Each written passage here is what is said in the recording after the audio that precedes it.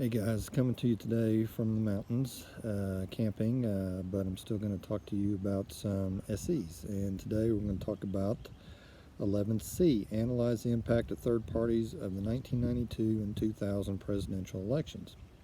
So, third parties being, you got Republicans, you got Democrats, there's your two. The third party is somebody who comes in on a different political party with a different platform.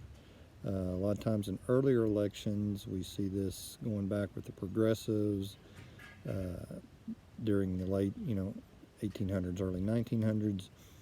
So a lot of times their platform and their efforts get absorbed into the big two parties. So the big two parties see, hey, you know what? They're getting some attention because they support this. Maybe we need to support that. And then the third party usually falls to the wayside.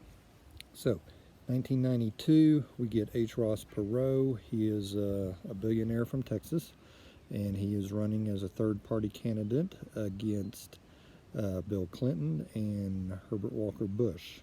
So this is the Bush senior.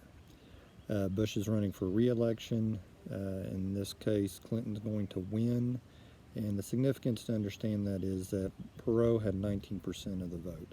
Now, if you got Bush, who got 37%, Clinton got 43%. You can see somebody's got 19% of that vote. If they hadn't been there, Bush was only 6% behind, and 19% went to somebody else. So Bush could have won. So it's a huge influence on who could win an election with third-party candidates. That's 92 one. The 2000 election is Al Gore and George W. Bush, Bush Jr., or the younger Bush.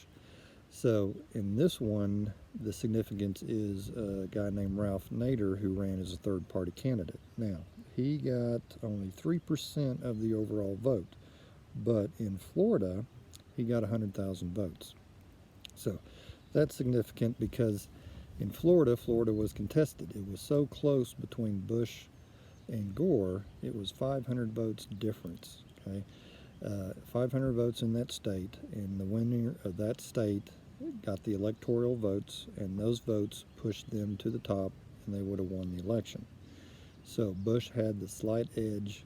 It got very contested, went to Supreme Court. There's a recount. The hanging shad is a term that comes from this time, and Nader had 100,000 votes. So if Nader had not been in the election, the Florida election could have been very different because 500 votes separated, but 100 votes went to somebody else, or 100,000 votes went to somebody else.